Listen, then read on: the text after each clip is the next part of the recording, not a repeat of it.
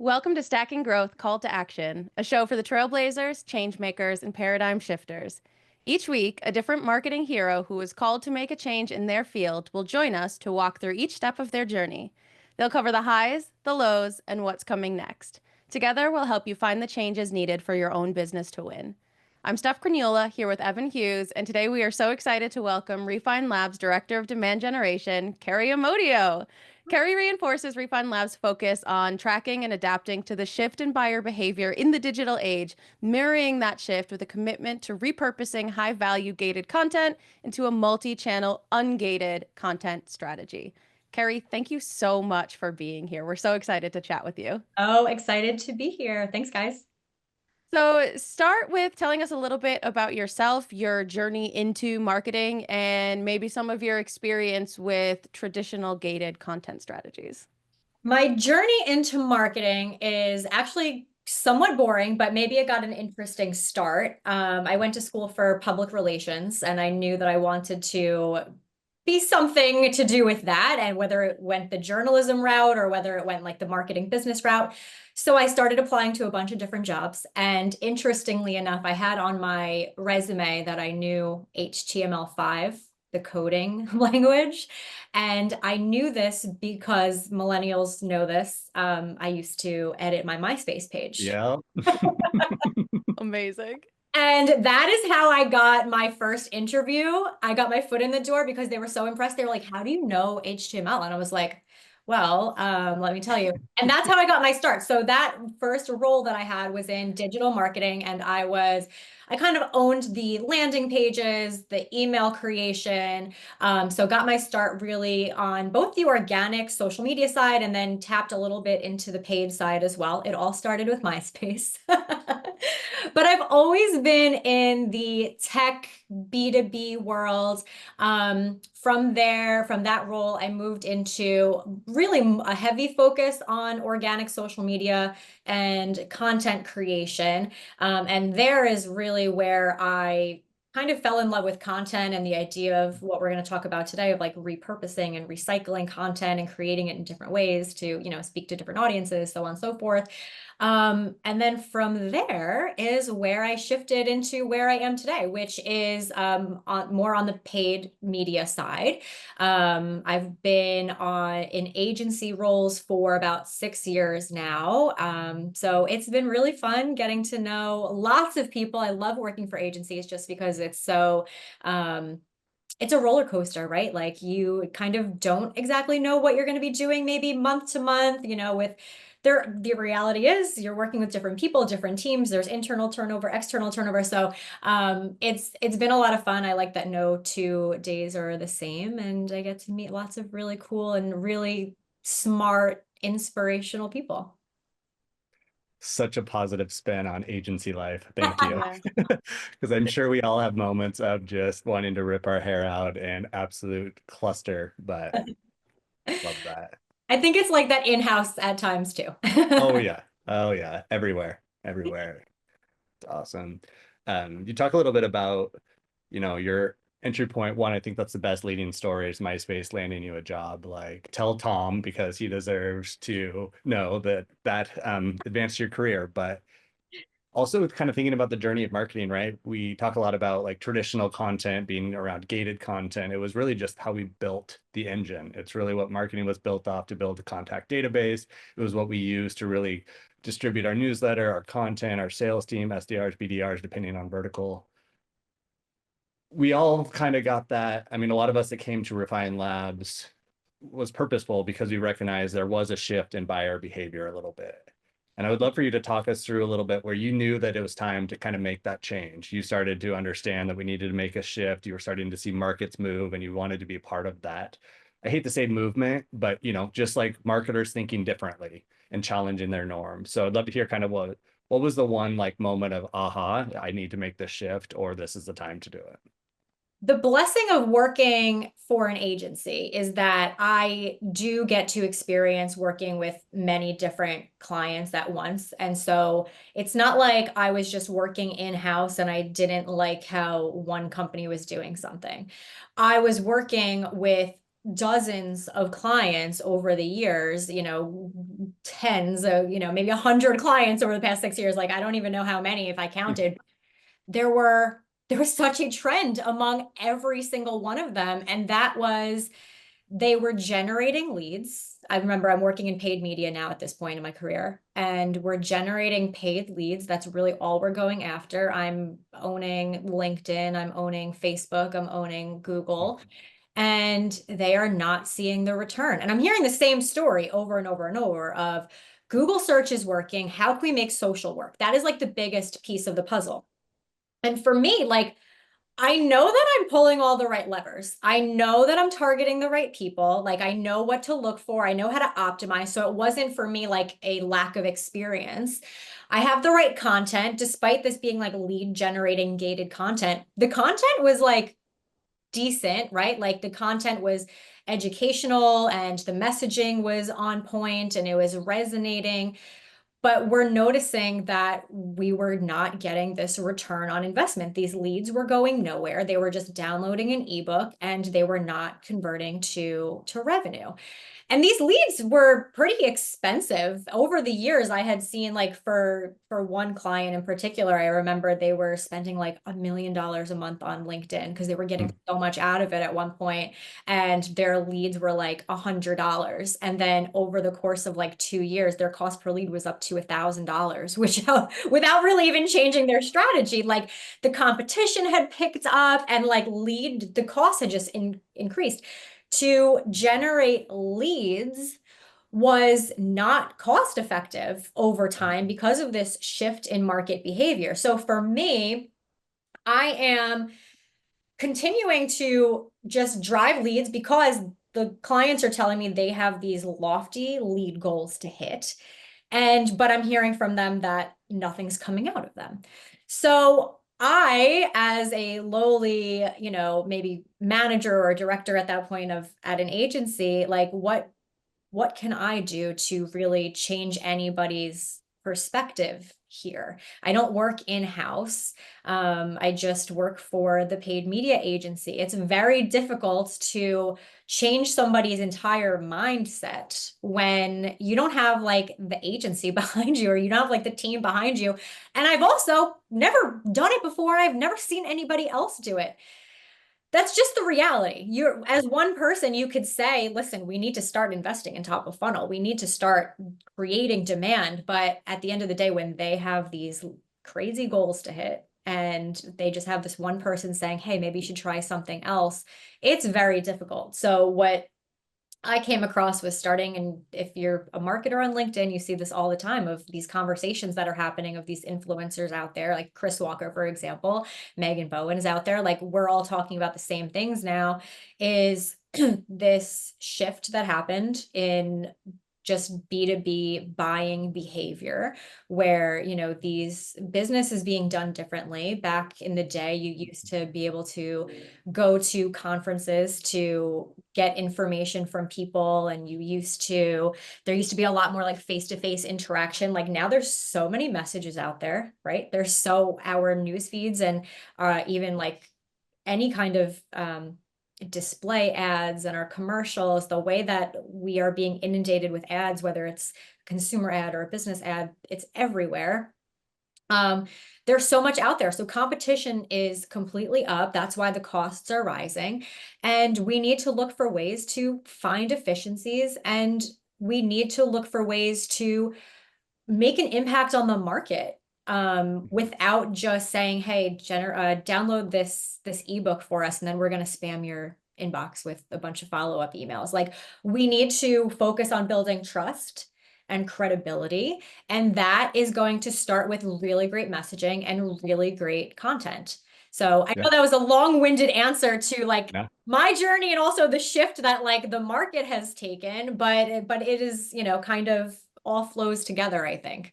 No, it's super intentional, because the evolution kind of takes place with the advancement of technology, right? We all have access to resources a lot faster. The whole like buying journey and awareness stage, like, we've been inundated with ads for our whole life, that it's easy to kind of turn a blind eye and not necessarily recognize those. And I think we're probably more sensitive to it as well in like the marketing sphere of like gated content and how it's a bit of a bait and switch, right? We know that more often than not, what we get back from a ebook or a Word doc is absolute garbage. You know, it's kind of just a bunch of words crammed in there, and then we start getting spam. And I think but there's also times where I've downloaded a resource and it's been extremely valuable. And I kind of scratch my head. I'm like, why the hell is this gated behind like needing my email when I could download this or access this for free or send a link to my coworkers who maybe are in the buying committee and start that drip campaign? And I think that that's one thing that we've started to evaluate. We traditionally looked at social media as direct response, right? We tried to create this like click to lead. We knew exactly how to measure it. Attribution from Google Ads, paid search, tried to evolve into social. And we tried to create this norm in B2B for like a direct consumer play. And I think that that's the gated content. And I guess that's kind of another long-winded way of saying like, I don't understand why companies found this valuable when they weren't attaching it to revenue, to your point, right? And we become siloed a bit. Yeah. And that barrier that you're creating when you're gating it, like you said, you might have this awesome piece of content and you just cut down the amount of people that are actually going to read it by so many because you put that barrier up. And not only are you kind of wasting your content creation resources and time and money, like everything that went into that, but like you're creating this missed opportunity. Okay. To capture more attention, right? Like you're kind of building distrust. Like it's the opposite of building trust with your audience. You're leaving a bad taste in their mouths where you're like, they go to download this awesome checklist that you created and they're like, oh, email please. And they're like, no, forget it. I'm just going to go to a competitor. I'm just going to go search Google. I'm just going to go ask AI. Like you had the answer right in front of them and you just lost the opportunity to grab their attention. Absolutely. It's like a quick deterrent, or it's the bit of like, this does, no, I'm not going to do this. And I think the hard part though, and I think exactly what you said is there is great pieces of content. There are amazing teams putting together awesome collateral that can be used and should be distributed. And I think one of the biggest challenges we have, you know, working with clients too, is they come to us and they're like, okay, traditionally we are working in the lead generation model. We are recognizing that there were inefficiencies there. Like we're still growing, we're mid-market enterprise company, we're still seeing success, but that inefficiency is starting to take place. We're starting to recognize that they're eroding a bit more. Those traditional strategies of how we measured marketing are changing, but they don't have the tools to think about how to leverage their great content that was once designed to a cost per lead. And I think that that's like for everyone listening here is like the $1 million question, you know, like how should we think about gated content and repurposing that? How do we think about distributing it across multi-channels? What are some of the strategies there? So maybe talk me through like a real life example you've had where clients has great content, they just don't know how to distribute it. What's like V1 of kind of taking that journey to this demand generation strategy? Yeah. There's so many ways I can take this answer. You know, number one is everything should have a fantastic foundation. Like it should be 100% cleared up messaging, concise messaging, on brand messaging. Like everything should be around, because if you have like, you think you have this great piece of content and then you start repurposing it and like recycling it in different ways and like it actually wasn't that great to begin with, that's the problem. Like you're just kind of going to go from garbage to create more garbage and garbage and garbage. So my advice to somebody who's like just getting started is like start with a piece that you know is like performs really, really well. You know, perhaps like a podcast episode of yours that you know has gotten the most listens and maybe, you know, something like that. And then from there, that's when you can start experimenting. So think about it, takes a lot of pre-planning. I would probably keep this organized in like a spreadsheet of, you know, here's kind of the boxes that we need to check off. Like we want to, I'm making this up, but create a blog post from it, create a infographic from it, create an ebook from it, a guide. Like you have this list of things that you want to turn this podcast topic into, and that's where you get started. And it is going to take some pre-planning. It's definitely going to take some collaboration with other teams, like with if if you're a small team, or maybe you have like this separate creative team that you work with, like get them on board and have them understand why you need what you need, and work together on timelines. If there's like, a budget involved with creating video for it or something, make sure that like everybody's on board. So again, like staying organized and kind of project managing the whole thing. And then also like the most important part is measurement. And I know we're probably going to talk about like how to even measure if something like this is working, but measuring the success and keeping everybody in the loop is so important. That creative team that just worked so hard, like let them know that it worked out, and like what did we learn from it, and what can we recreate, and more importantly, what can we stop doing? If we're saying like, listen, infographics are just not it, stop making the infographics. Don't try to make them work. Just stop wasting your time on it. That is probably the best piece of advice, is learn, test, just keep on. You're never, as your audience evolves, as your brand evolves, as the technology evolves, like you should never stop learning and never stop testing, because even things that always worked will break at some point. So just continue to reiterate over and over again what's working and what's not. Yeah, I think there's a good piece of advice in there too, is start small, don't overthink it, right? So you could have hundreds and pieces of gated content on your website, but my approach has always been, if there's fear from leadership to ungate everything, let's just pilot a small exercise. So in that scenario, let's say you have a ebook that's actually driving a significant amount of volume because it's relevant to the conversations taking place now, even though it is gated, but that is your highest clicked asset on your website, or the highest engaged with. That right there is a good piece to test and pilot, because then you can take that and just be intentional. Say, okay, with this one piece of content, I'm going to create 3 things from it, and whether that is like a carousel ad, whether that's going to be a sound clip, somebody's kind of reading it, so you have a live video of it. And then the next step would be distributing that on multi-channel. So let's say you don't have a ton of budget behind it. You can create a new landing page where that's ungated asset becomes almost like a long form blog post. I think and then start pushing the message organically via your channels. If you don't have the budget to support that, or ship out a little bit of the budget and explore, right? I think it becomes overwhelming for a lot of folks and they're not sure where to start. And I think it's just like pilot, to your point, pick one of the highest volume resources, set intentions on 1 or 2 things you're going to create from it. What was that? What'd you learn? What fucked up? Like, how did you, like, you have to experiment and know where there's breaks in the process before you go to leadership and say, we need to ungate everything. We are going to drive so much demand. It doesn't happen that way. And I think you have to fail several times before you can kind of make that progress. Are there any tools or like people that you really kind of helped challenge you and shape you to think about gated content redistribution or repurposing gated content? Like anything that you were like, this was kind of an aha where I was able to do it faster at scale? You talk about partnerships, you talk about having the resources, but any other like tips or quick tips that would be helpful for folks? Yeah, I think just building the partnerships across your teams is going to be the most important thing. It's not, yes, creative too, but I'm going to go back to that measurement piece again of like having marketing ops on board as well. Like that could be your aha moment of whether you need to be able to measure whether this is actually working or not. And that's one of the hardest things, is this is not going to happen overnight. As you said, like you're not going to ungate one thing and like it's going to automatically drive revenue. It's going to take at least a sales cycle, 2 sales cycles. It depends on like how quickly everything's moving along, but like you're going to want to make sure that your reporting is completely in place, and also knowing what to measure. Like again, because you're opening everything up, like your LinkedIn MQLs that you were driving at one point, or they're going to dip, right? Because you're stopping capturing that email address.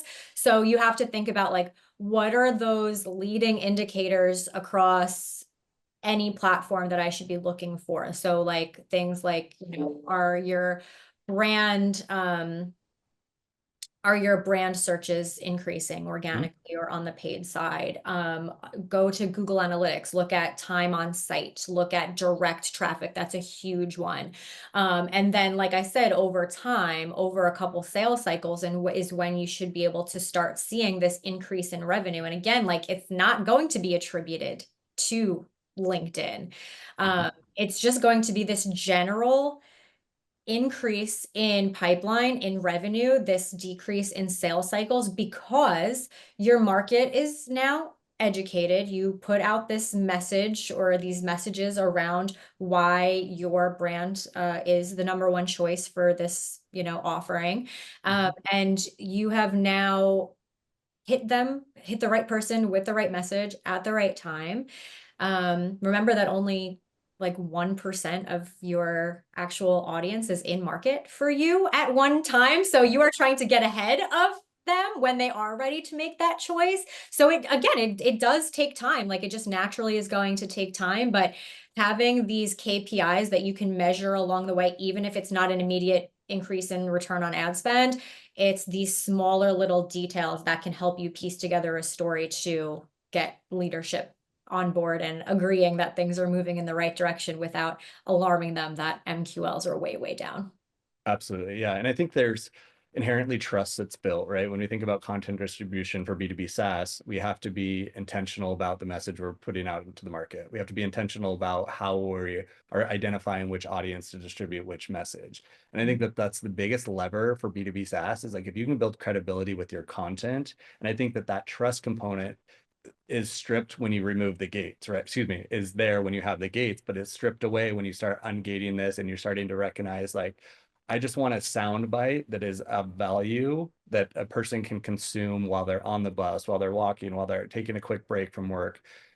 Sometimes these really long form pieces of content aren't necessarily building the trust with, like, just kind of scratching the surface, to your point of that 1% of the buyer that's actively in market, but you got to educate the other buyers. So how are you educating them, building trust, and having that purposeful content, multi-channel distribution, whether you're establishing pillars for your LinkedIn post schedule. Steph and I are working on that now as we think about 2025 planning for Refine Labs. It's like, we want to be intentional with our content to build that trust and credibility. And I think it's simple tools that we have access to. We all have, more often than not, we all have access to Google Analytics. So to your point, like, defining some leading indicators, there's like step one. It's really going to depend on your sales cycle to determine what that success is in your ACV, right? There's some levers there that are going to probably more be challenging to manage up expectations or build that trust. But if you establish, like, we need to do this, we need to consistently distribute, here's our top 5 pieces of content for the last 6 months based on consumption volume, whether it's clicked, gauge, conversation in the community, sales conversations. Like, we're going to intentionally build a content distribution tool that I want to run for 6 months. And we are going to do it on these 3 channels, like, be specific, these 3 channels.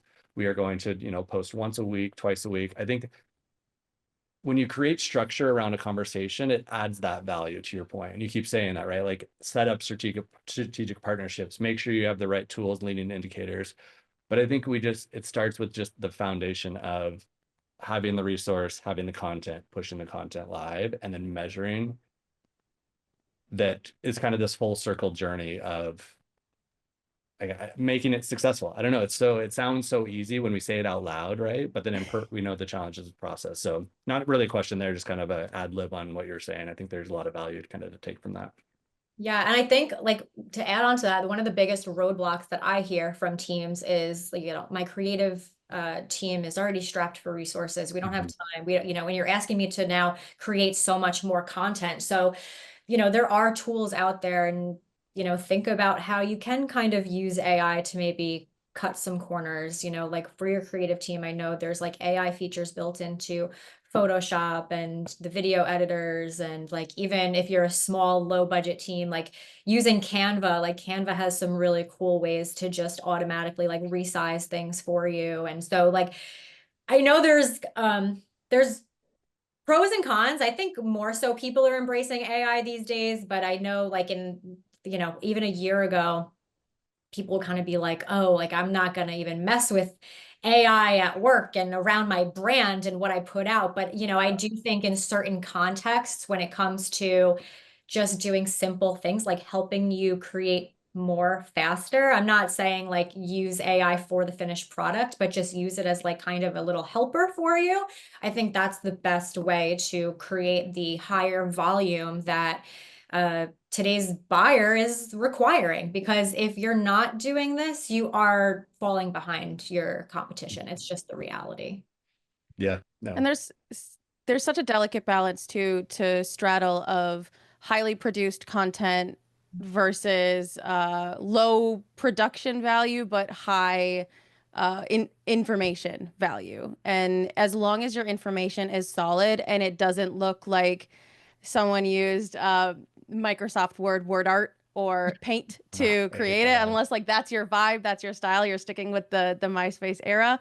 You know, as long as it doesn't look a mess, it doesn't have to be capital A art, right? You know, your videos can be done on your cell phone, just rough chopped. You can do, as you mentioned, just like basic layouts for your infographics. It doesn't have to be tapping into your creative resources if you don't have them.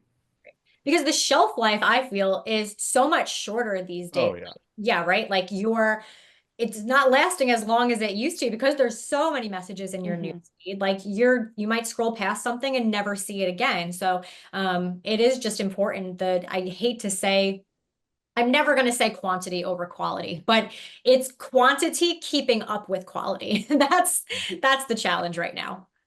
Totally. And purposeful, right? Being Mm-hmm. authentic and communicating and fumbling on words, and just like it's okay to be real. And I think that that's often the blocker that a lot of companies run into, as they try to perfect their messaging and market that feels forced and doesn't feel intentional. So that branded voice, that tone voice on your content is so valuable to somebody to give a shit about you, right? Somebody to actually care of what you're doing. And it's just, I don't like that forced messaging, and that's maybe a little bit jaded after spending, 14 years in marketing, but you can just read right past it. Yes. Yep. Yeah. That's all about building the trust. Yep. Yeah, well, let's take a big old dip away from this positive reinforcement and talk a little bit about some of the bigger challenges that you've faced, because it does sound so easy, right? It sounds so simple to just take your highest performing piece of content and ungate it, spread it out. But what are some of the maybe mistakes that you've made, or the biggest challenges that you've had to overcome to convince leadership, or to, when things aren't working, to keep experimenting and keep finding the budget or the resources to push this forward? What's so hard about, I tend to work with larger companies. And what's so hard about working with like these older established brands, just larger in size, large sales teams, big leadership team, there's a lot more people to convince, right? And change is way harder to make because you have to influence a lot of different people and get everybody on board. And so right now I'm working with a client that is on board with this philosophy of, really opening up to top of funnel and educating the market and creating demand. Like that's what they need to get to, but they have historically never, ever, ever done this. They've been so focused on lead gen, and they still are. They still have these sales quotas to meet. So what I've done is kind of create this schedule for the next couple quarters of like, all right, let's take your lead goals and let's reduce them by 10 to 20% each quarter, because that's the reality. Like we're going to keep budget the same, but these lead volumes have to come down, because when we've done analyses, these leads were going nowhere anyway. Like the lead to closed won rate was so low. So there was, at the end of the day, like we can't just generate leads just to give sales something to do. I hate to sound like harsh about that, but it is kind of the reality. So that has been a challenge now. And I've seen that with other brands as well, of just convincing leadership that lead gen isn't it. That it's so like we have to take a slow approach to kind of appease all the teams and all the leaders that are involved, but we at least know that we're moving in the right direction. And what's a low point for me, what's really challenging, is that our success is going to be so much slower. And we just have to, me and my team, we just have to acknowledge that we're just not going to see that nice, like, boost in pipeline and revenue and shorter sales cycles as quickly as maybe we would have if we just ripped the Band-Aid. So it's definitely a lot to navigate when you're working with some larger companies. if you want to hear more about that and that transition, we did a roundtable at the end of 2024 featuring Kerri, Evan, and Megan Bowen, and they talked a lot about that switch from lead to demand gen for larger organizations. So if that's something that you listening are currently struggling with, I would recommend popping back to that episode for some really, really good, detailed tactical tips for approaching leadership on that change. I love that episode. So yeah, Yeah. good call out. So I think there's one thing that we have to be honest with too when you want to make this shift of thinking about the lowest part of this journey, or one of the biggest challenges I had working directly with the client was kind of creating this entire new strategy built around this demand gen ecosystem. Marketing team was like, rah, rah, we're in it, we're in it. Leadership said they were in it, you know, and then there's a little bit of pushback on the sales team, but we just kind of managed expectations there. We got the strategy built. There wasn't budget. I think that there's one thing that we have to be very, very honest about this discussion is you need budget in order to make this work. Budget increases velocity to learn, budget increases reach to specific audience, and budget is what you're going to need to move the needle to actually determine if the strategy scales. And so my biggest failure with one of my clients is actually I set this in motion and I wasn't as direct about how much budget we needed at the time. And it kind of came back and bit me in the ass because we didn't have the budget for it. So here we would set up the strategy, got everybody excited, but in order to hit the brand, we want a logo impression on the ICP 3 to 5 times every 30 days, and that's minimum, right? So we quantify what does that look like? We kind of calculate what is the cost per and do estimates. So anyway, I'd be remiss if I didn't mention like budget is so valuable for that conversation and managing expectations. Like you could have to double your budget to realistically hit X percentage of your audience if that's your intention. Yeah, it's so true. I can't even tell you how many times I've gotten a client on board. They're like, yeah, let's do top of funnel. Here's a video. Let's go for it. And they're like, here's $5,000. Their budget for the month is 500,000, but here's $5,000 to spend on one video that I have to split between like Facebook and YouTube. So it is so important that you are finding the right mix of budget and not just throwing a very little bit, because it is important, like you said, to get that logo frequency. Every 30 days, between 3 and 5, like that's how you know how much budget you need to be spending. And it is a lot cheaper to use a top of funnel optimization than it is to use a lead gen optimization. So, you know, you're going to be able to stretch your dollar way farther and make a better impression with some really kick-ass content that you and your team have put so much into. So true. This is the conversations always gets me thinking about another episode we can do. So that's valuable in itself, right? It's like how we can get deep into measurement.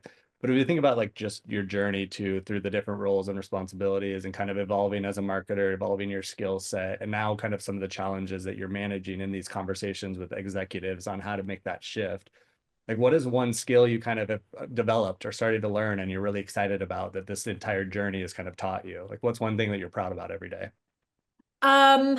Never sitting still. I do that in my personal life too. Never becoming complacent, never stop learning. Like I said, like the technology will just always continue to evolve, and it evolves faster and faster every single day. So when you think like you've got it all figured out, you're like, oh, I always rely on this bidding strategy and I always rely on this type of content. And that's the beauty that I love about working with an agency is like no strategy works from one company to another. So it has taught me to stay agile and never stop testing and never stop learning.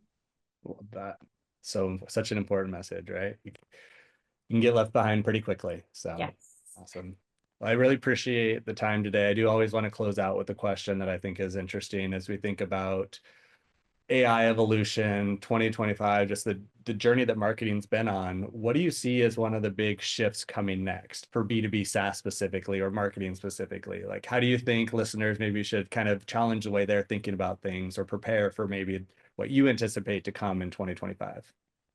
I think that this is actually a good way to wrap up what my experience has been coming to Refine Labs, in that I had been so trained to please the algorithms and to create content designed for SEO and to use the right bidding strategies and use the right keyword match types and things like that. And what I learned coming to Refine Labs is that at the end of the day, being authentic, having the best messaging, having a product that sells itself, right? Like the product That has to be helps. really good. That is so much more important than these algorithms. It really is, because when you are, for example, bidding on this like low intent keyword and trying to get somebody to download your ebook, it's going to go nowhere. Like I would rather see you spend less money bidding on a high intent keyword with the demo offer, serving it to that person that's actually searching right for you. And the messaging can be simple. It doesn't have to be over the top. But I just think that it comes down to the foundations and the fundamentals more than anything. It doesn't actually have to be as complicated as we had maybe made it out to be. The clip of the episode. I absolutely love Yeah. that. Yeah. And I think it's good advice too, because we do tend to overcomplicate things for ourselves and it doesn't have to be that. And I love hearing it said. I think it's a thing we know, but are afraid to admit sometimes. Thank you so much, Kerri, for coming on and sharing your journey with us. We are so grateful for your time and insights, and we hope everyone listening will run to your computer, find your highest performing piece of content, play around with some ungated versions, and kickstart this experiment. And I hope that you all take some value in the MySpace era and pick your top 5 LinkedIn connections. That's something that I want to see happen now.